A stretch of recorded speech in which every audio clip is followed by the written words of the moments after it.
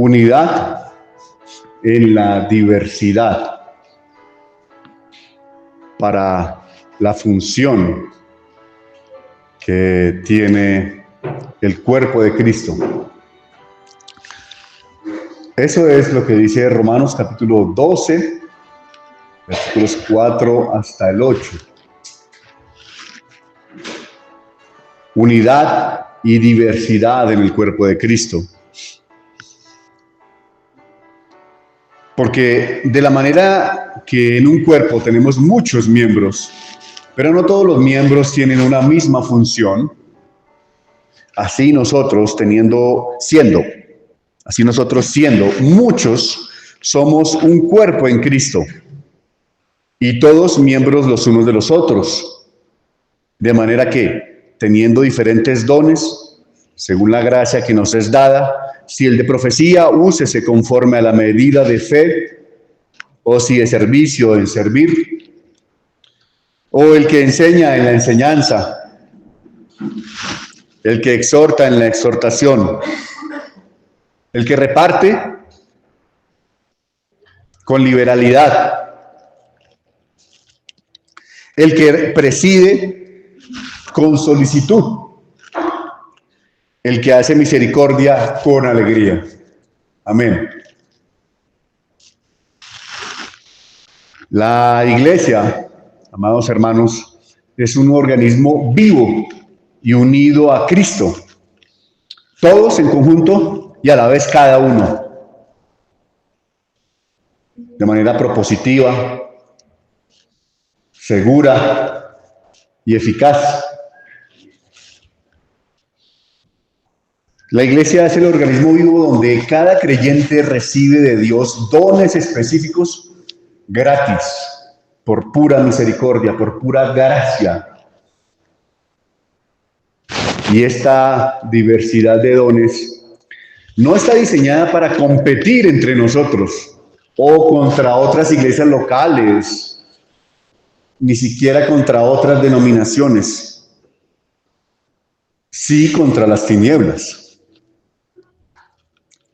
Pero más bien, estos dones están en nosotros para complementarse, nos necesitamos.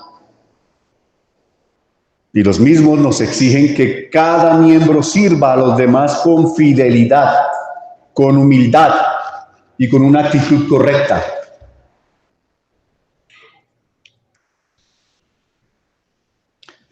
El Espíritu Santo ha hablado por siglos a la iglesia de Cristo, el Señor, para dar gloria al Padre. Y en esta carta a los Romanos, que es un gran compendio de teología, y ahora en el capítulo 12 arranca a llevar a la práctica, a invitarnos a la práctica diaria, no solo del domingo, no solo en el contexto de la reunión y del Día del Señor, sino allá, afuera, en lo laboral, en lo económico, en lo íntimo, en lo familiar, en todas las áreas que usted pueda pensar en cada momento, hasta en los sueños.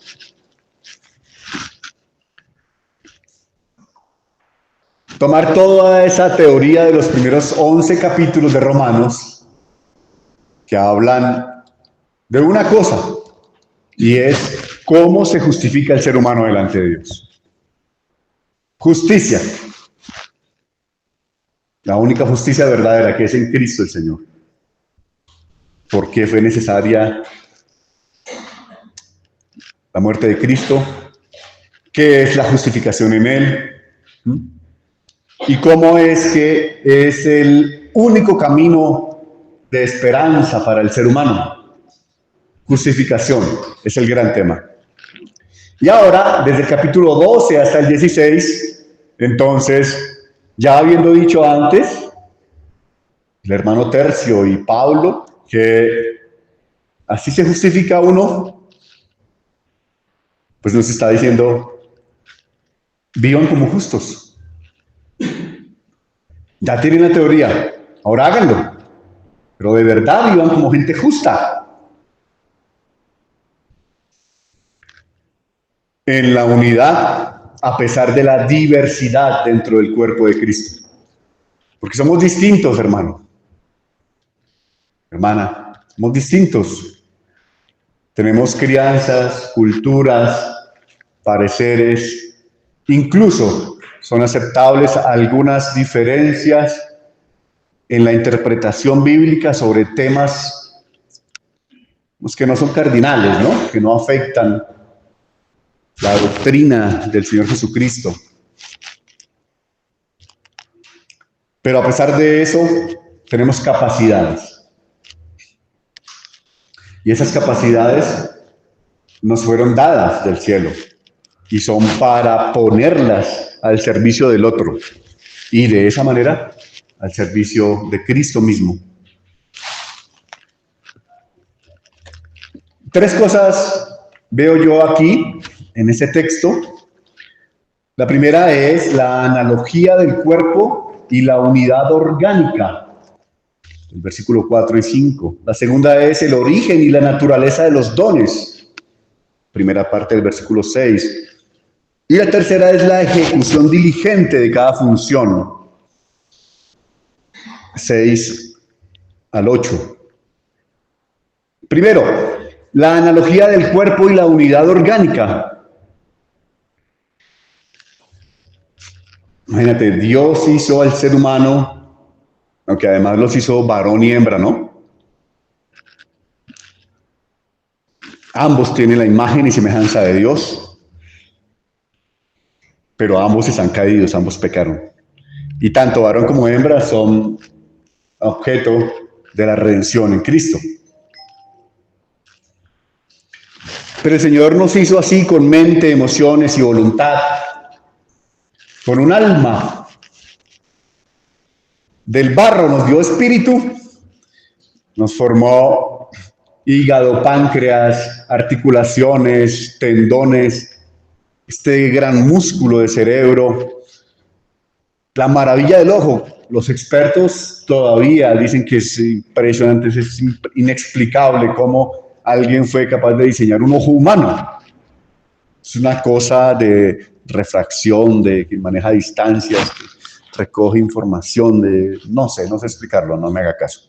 Pero sí sabemos que es impresionante, es inigualable, en verdad es para aplaudir y para ponernos de rodillas delante del Señor y para servirle precisamente en su iglesia, ya que nos salvó, ya que nos rescató. Entonces, en este primer punto de la analogía y del cuerpo y de la unidad orgánica, dice el texto, porque de la manera que en un cuerpo tenemos muchos miembros, pero no todos los miembros tienen la misma función, así, nosotros, siendo muchos, somos un cuerpo en Cristo, y todos miembros los unos de los otros. Amén. Entonces llegó aquí diciendo primero que en el versículo 1, ¿recuerdan? Preséntense delante de Dios como un sacrificio vivo. Después dijo, pero renueven su entendimiento, cambien esa manera de pensar, no piensen como el mundo, en el yo y mi familia y yo. Y el versículo 3 dijo que tengamos un concepto más mesuradito, que no busquemos ser más que los demás, creernos como más especiales, sino tener cordura en lo que se pudiera llamar autoestima. Y ese porque del versículo 4 es el que concluye, da las razones y ahora viene a decir que la iglesia es igual que el cuerpo humano, es todo un sistema que necesita diferentes órganos para sobrevivir. Todos son necesarios, todos. Y todos tienen capacidad de funcionar y obligación de hacerlo.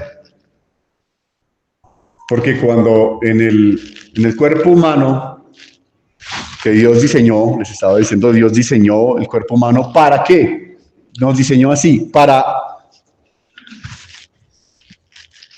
solo con el propósito, o más bien uno de los propósitos desde la eternidad, es que Dios quería cuerpos así como estos y que la ciencia avanzara y entendiéramos para compararlo con la iglesia de Cristo. Porque el Señor Jesús, en Él, por Él y para Él son hechas todas las cosas. Los cuerpos físicos existen para eso, para que entendamos que Dios es muy pedagógico, de que entendamos cómo es que funcionamos. Si hay algún órgano atrofiado, hay que hacerle terapia. Por ejemplo, sobrevivir, funcionar, ser productivo, necesita ese cuerpo. Este y este. La iglesia local y la iglesia universal. A veces la diversidad parece un problema, un obstáculo, pero es una necesidad y es una riqueza sabiéndola manejar. Por eso necesitamos estar unidos, necesitamos ayudarnos, perdonarnos, dejar atrás vanidades, dejar atrás prejuicios cada vez más. Eso no va a ser fácil, pero en esas andamos, tenemos la ayuda de Dios para ir dejando, ir perdonándonos, ir aprendiendo, ir animándonos en la fe y de esa manera funcionar. ¿Por qué? Porque no somos un grupo de individuos aislados.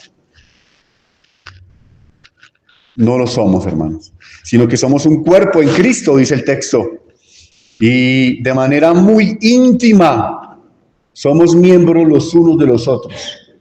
Por eso, cuando a alguno le pasa algo, al otro le duele. Si es del cuerpo. Si es del cuerpo.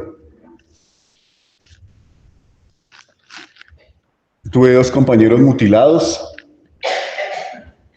en el año 92, en el ejército, mutilados. Y no sé si unos, por ahí 8 años después me encontré alguno y contaba pues que todavía sentía su piernita. Le dolía la pierna que ya no tenía de la rodilla para abajo. No sé cómo será eso.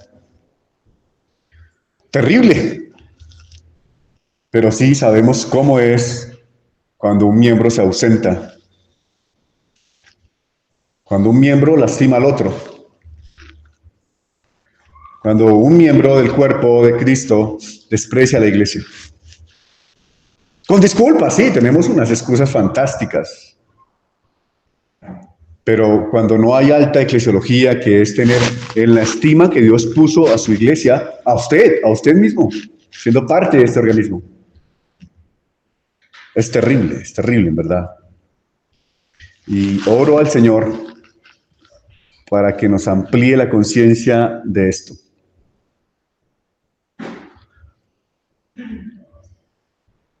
Que no tengamos tan alto concepto de nosotros que yo no funciono, o me quito, o me voy, o hablo mal, porque otro órgano me chocó. Como el bruxismo, una enfermedad que es casi inconsciente, una condición más bien. Se restregan los dientes uno contra el otro por el estrés. A veces pasa dormido. Se acaba el esmalte, se va acabando. Eso genera unos traumas. Imagínense un diente contra el otro. Eso no es natural, eso no es sano. Pero pasa en la iglesia. Y la manera de enfrentar el bruxismo, pues está al final del capítulo. No seas vencido de lo malo, sino vence con el bien el mal. Ahí está el reto. Pero también ahí está la gracia de Dios para ayudarnos. Lo que afecta a un miembro de la iglesia afecta a todos, aunque no lo acepte, aunque no lo veamos, aunque no sea reconocido. Afecta. Cuando progresa un miembro, cuando avanza en la fe, afecta positivamente. Pero cuando es una persona que murmura, cuando es una persona que te mete veneno en contra de otro, también afecta negativamente. Por eso tenemos que estar... Piense cómo esta mañana usted se lavó bien los pies, la boca, ¿no? todo su cuerpo. Eso debe hacer la iglesia, no solo los pastores. Todos nosotros. Estar observándonos, mirando, pero no para destruir, claro, no para decir, uy, mire este hermano, yo lo pillé. No, sino pues pilas, hermano, pilas con esto. Por favor, pilas, arrepiéntase, por favor, hermano. O cosas más sencillas, ¿no? Mira, yo he orado por ti, o a veces en silencio, simplemente orar por la persona. Otras veces es dando ejemplo.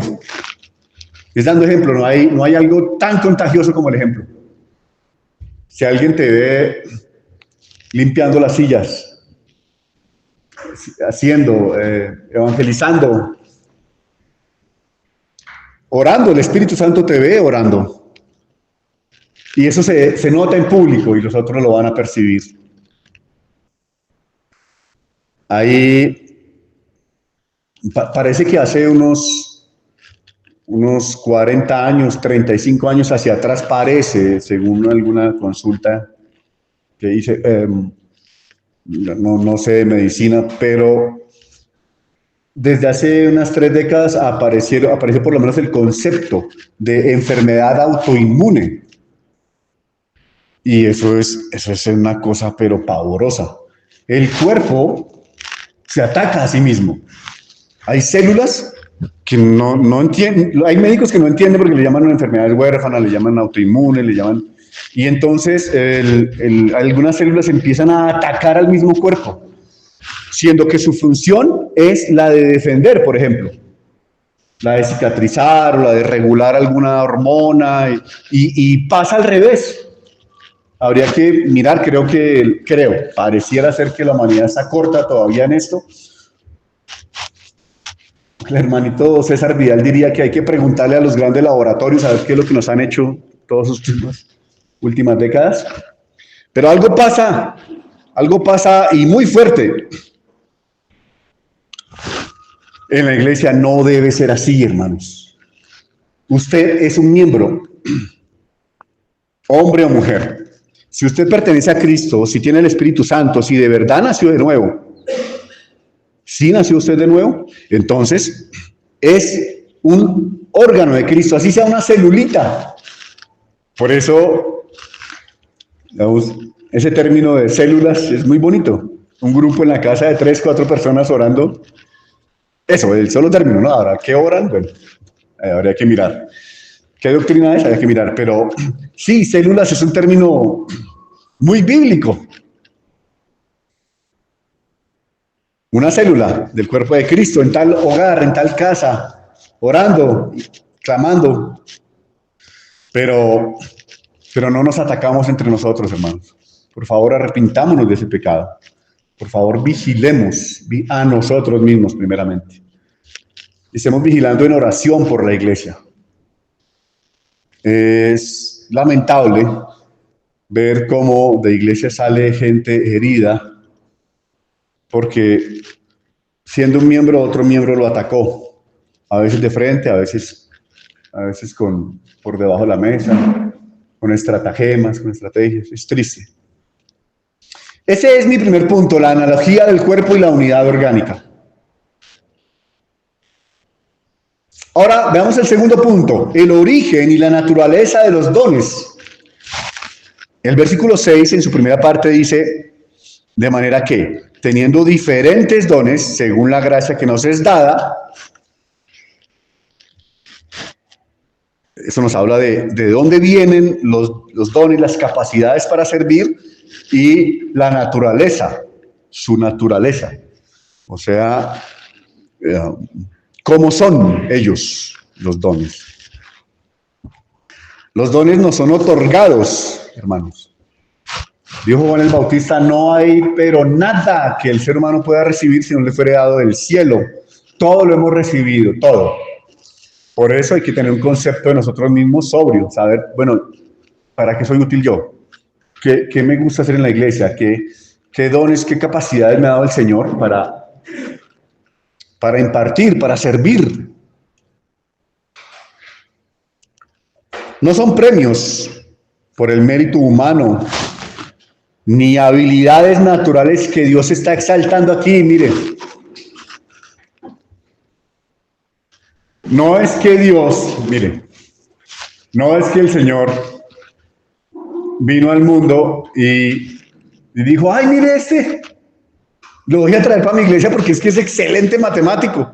Ay, aquel otro, aquella señora, la voy a salvar porque como ella es tan buena para los negocios, o para coser, o para cocinar,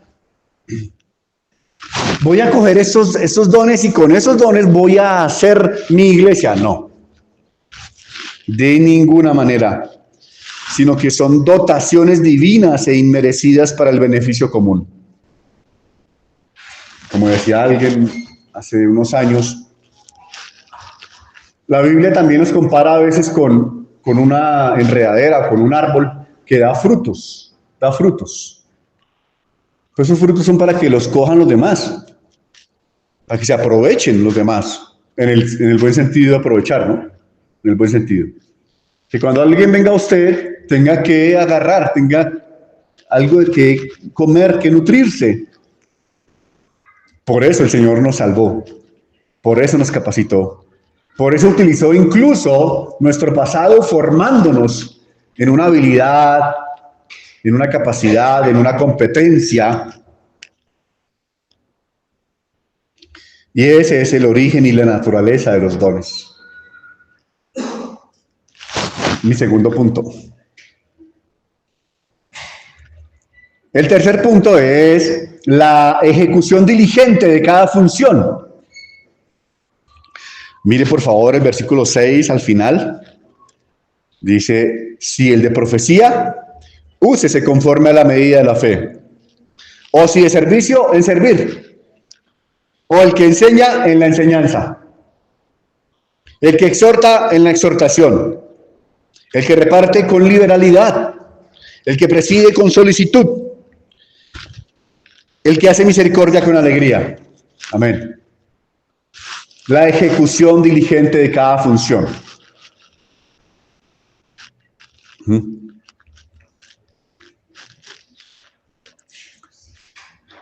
Recuerdo a mi suegra, hoy Día de las Madres, ¿no?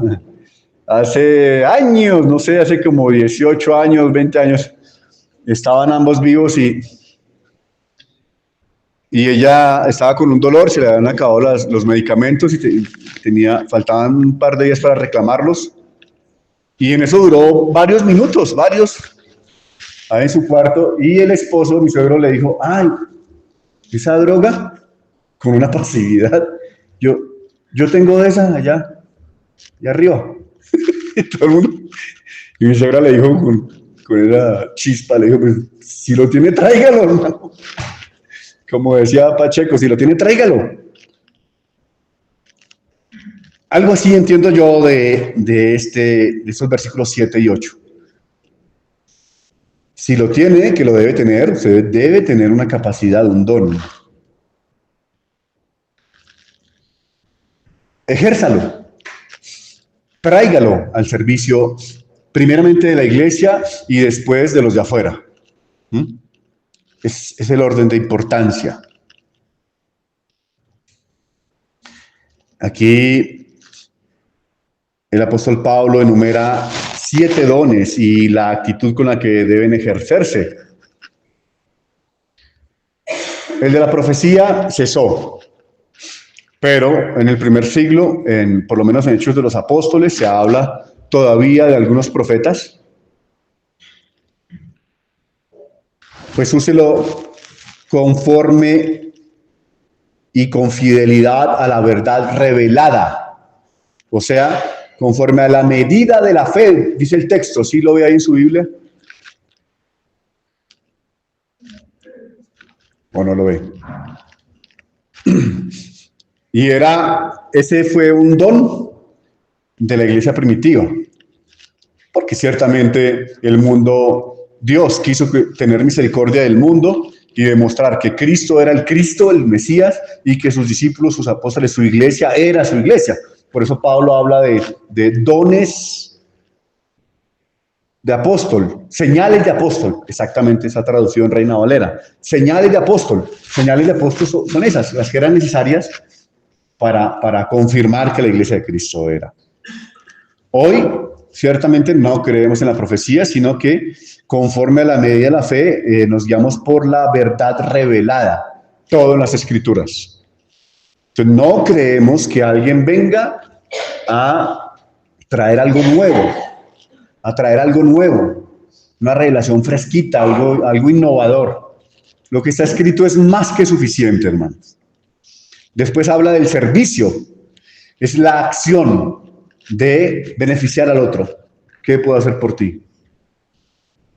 ¿En qué me necesitas? ¿En qué soy útil? ¿Qué puedo hacer? Y no nos acostumbremos tanto a que nos hagan, a que nos sirvan. ¿Qué me pueden dar? A ver, ¿qué me dan? Dame tiempo, dame atención, dame. Pero sí hay que saber recibir, porque en algunos casos puede ser orgullo. En algunos casos, dependiendo del contexto, puede ser humildad. De la que la persona diga, no, yo no necesito, no, de verdad, no. Y se abstiene. Pues hay que mirar. Miremos cada uno, el corazón. Después habla de la enseñanza, instruir en la palabra, y para eso hay que conocerla, para eso hay que escudriñarla, invertir tiempo en leerla. Sí, algunos tienen el don de la enseñanza, pero todo cristiano debe tener palabra en la cabeza. Definitivamente. Sí, para saber responder, hay circunstancias en las que usted va a estar solo, sola, hay que tener palabra en la cabeza. Y doctrinas, hay que tener verdades claras, saber por qué las creemos. ¿Dónde dice eso? Más o menos, ¿no? En el libro, en el texto. La exhortación, ¿también la menciona ahí o no? Sí, la menciona. Exhortación es darle ánimo a otro, darle un alivio activo. Es una manera de traducirlo. Es exhortar, escoger al otro y ponerle mi hombro para que caminemos juntos, porque el otro está débil. Exhortación no es irse lance en ristre contra un hermano, contra una hermana. Exhortación no es decir, ay, mire, estaba chateando en pleno culto, voy a ir a regar el chisme, pero no le digo nada. Exhortación no es dañar. Ahí es cuando un miembro ataca a otro y eso no es natural. Exhortación es animar. Como decía Rick Johnson. Ánimo. Una de las pocas palabras que se aprendió en español, pero está muy bien traducida. Cuando el Señor Jesús dijo tantas veces en el Nuevo Testamento, no temas.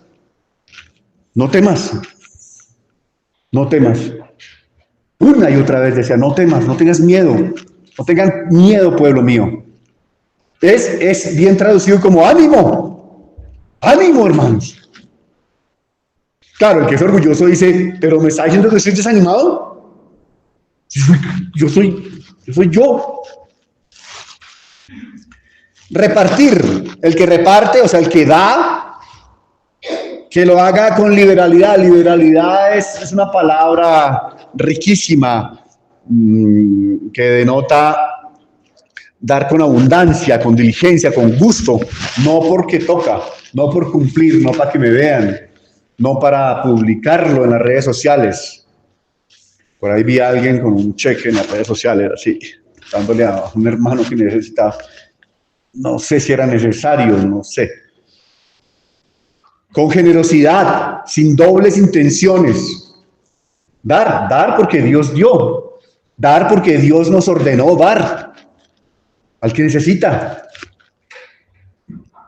Claro, no sé si hace 2000 años era así, creo que, me imagino que era como igual, pero tal vez en menos proporción. Hoy hay que tener cuidado con gente que es profesional en pedir, o sea, son mendigos que se hacen 120,000 al día, pues, sí hay que tener cautela. El que preside, es decir, el que lidera, el que gobierna la iglesia del Señor, no es con altivez. sino teniendo compasión de la grey, teniendo cuidado de la grey. No es mi iglesia. Ciertamente hay unos que son altivos y dicen, no, mi iglesia. Pero hay otros que en la práctica la manejan como suya, como la caja menor.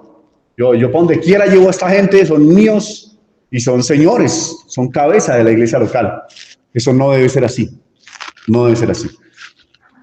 Pero como dijo alguien por ahí, ustedes hacen caso, por eso es que ellos mandan. Ellos dan órdenes, hablando de política. Ellos siguen mandando porque ustedes obedecen. Lo que hay que obedecer es la palabra de Dios, la palabra. Cuando haya un siervo de Dios que muestre que por la palabra hay que dar, hay que servir, hay que entregar tiempo, hay que exhortar, hay que enseñar, hay que invertir en todos nuestros recursos, guardando las proporciones, pues sí, si me lo compruebas por la palabra, sí. Liderar. Y el último verbo que utiliza es hacer misericordia. Es una frase, hagan misericordia, pero háganla con alegría, no por obligación, no con amargura. Misericordia, misericordia. Así como yo he recibido misericordia de Dios, voy a hacerla con el que el Señor me pone en el corazón, por tal persona. Y no siempre es dinero, no siempre es cosas materiales, a veces misericordia, muchas veces. Misericordia es entregarse a la otra persona. Escuchar qué dijiste. ¿Usted sí es de los que escucha? ¿Los demás sí escucha?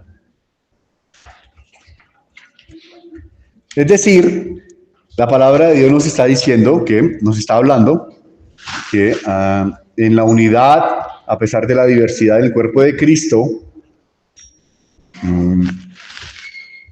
somos una unidad orgánica, tenemos unos dones y hay que ser eficientes, ejecutivos en esas funciones.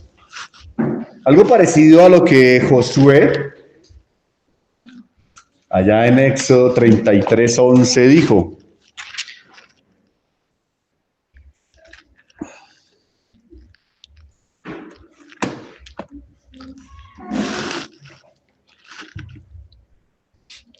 Josué 24, más bien Josué 24. Ahora pues, temed a Jehová y servidle con integridad y en verdad.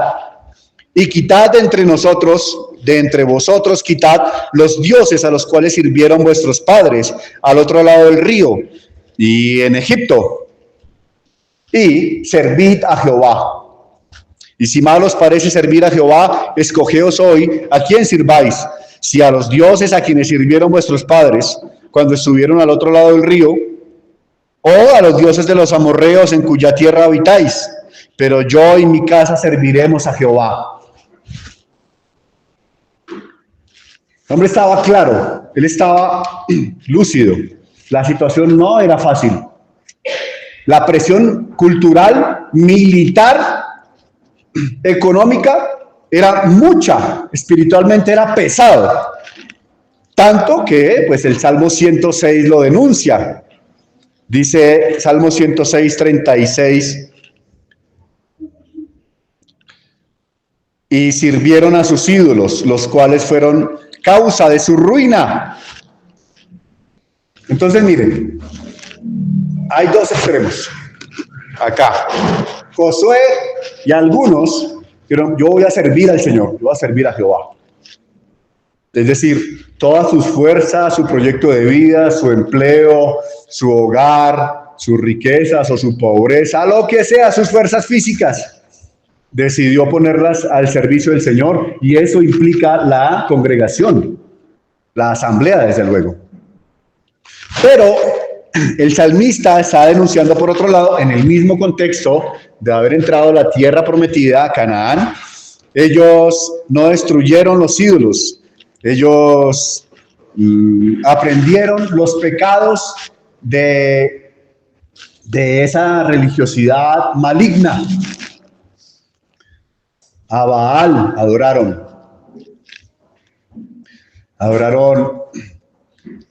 a Sera, adoraron dioses que ahora Jehová les recuerda sirviendo. ¿Cómo se adora? En el contexto carismático dicen que alabanza es una canción como movida y adoración es como más romántica, suave. Pero no, esos términos no son tan bíblicos. Adorar a Dios es vivir para Él. Entre semana, el domingo también, en servicio para el Señor.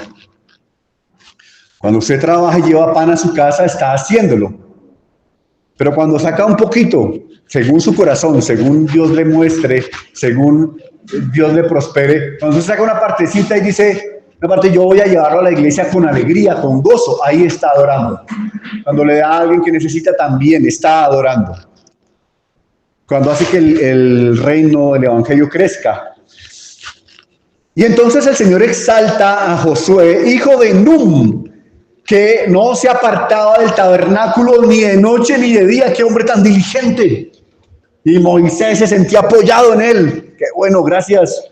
Le diría, ¿no? Me imagino. Pero ahí estaba, eso es adoración, es decir, Josué y Moisés, junto con otros, estaban unidos en la diversidad en el cuerpo de Cristo. Ay, pero en el tabernáculo en Éxodo no habla de Jesucristo. ¿O sí? Sí habla del Señor Jesús. Todos los 66 libros hablan de Él, de mi Señor, de tu Señor. Si es que no has creído en vano. Y el Señor Jesús es precisamente el modelo de unidad. Él es el que nos une. Él es el indispensable. Porque, hermanos, esta mañana les quiero animar a que se vean e identifiquen y aprovechen cómo es que cada uno de ustedes es miembro uno del otro. Y a la vez esta iglesia local es miembro junto con otras iglesias locales. Con algunas podremos tener una relación, con otras no tanto, pero somos. No porque lo diga yo, no es que lo dice Dios, Dios lo dice. Y el gran ejemplo, el que sí es indispensable, es Cristo Jesús. Yo no, y usted tampoco.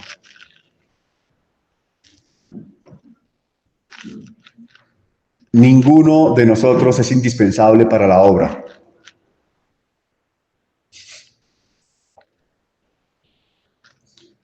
Ninguno. Cristo sí. Hace años algún maestro enseñaba sobre dos palabras que aparecen en el Nuevo Testamento. En el griego original es algo así como domata, una, y la otra carismata, si no estoy mal. Pero el concepto sí lo dejó muy claro, y es que en el Nuevo Testamento y después en la iglesia de Cristo, y uno ve en la iglesia local, hay hombres y mujeres que tienen dones, tienen capacidades. Pero hay otros hermanos que son un don en sí mismos, que nutren a la iglesia. Ay, que uno se consuela al saludarlos, que no vienen a agredir, que no vienen a exigir, sino que vienen a darse ellos. Y el que hizo esto fue el Señor Jesucristo. Y lo sigue haciendo por su iglesia. Se dio una vez y para siempre, y está ahí el Señor. Este pasaje, entonces, hermanos, es una consecuencia directa del Evangelio. Los primeros 11 capítulos, dijimos ya, Pablo explica cómo todos estábamos muertos en pecados y fuimos salvados únicamente por la gracia de Dios mediante el sacrificio de Cristo. Este es el culmen de la enseñanza. Gólgota. La ensangrentada cruz. La frase en Cristo es el ancla del Evangelio aquí. Es imposible ser miembro los unos de los otros sin la cruz. Cruz que derribó el muro de enemistad que separaba a los humanos, es decir, a los judíos y a los gentiles, a los esclavos y a los libres. Pilas, pilas. Ya no hay griego ni bárbaro, excita ni judío, ni hombre, ni mujer, varón, y es que yo vengo como más, yo soy como... No, no. Todos nos necesitamos, todos somos miembros del Señor, somos hueso de sus huesos y somos carne de su carne. Los dones espirituales son los botines de guerra que Cristo Jesús, al resucitar y ascender, ser glorificado, repartió a su iglesia mediante el Espíritu Santo para edificar el cuerpo que Él compró con su sangre. Es su cuerpo, más respeto con el cuerpo de Cristo. Cállese o calle al otro. Cuando murmure, aún siendo verdad, vaya y dígaselo a esa persona. Más respeto con el cuerpo de Cristo. Cuando usted por debaje, cuando la carne de uno quiera desestimar, por ejemplo, un sermón. Sí, ese miembro que está allá puede ser vergonzoso, es un incompetente, sí, pero la palabra es perfecta, es eterna. Y Dios está hablando. Algunos puritanos escribieron extensamente, dice Joel Vicky, que sí es experto en puritanos, sobre la vida de la iglesia y el uso de los dones, advirtiendo siempre contra el orgullo y enfatizando el bienestar de la comunidad, de la eclesia.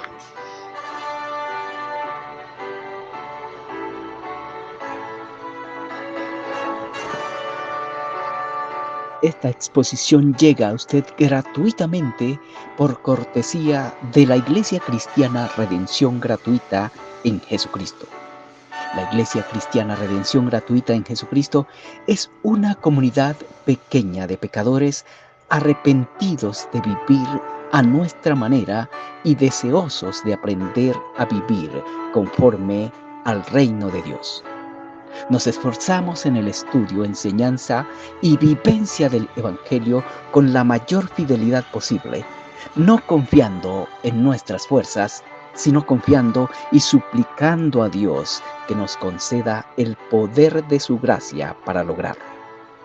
Estamos ubicados en la diagonal 73G, número 78I 64, Bosa Manzanares, Bogotá, Colombia, cerca al humedal Ibaní.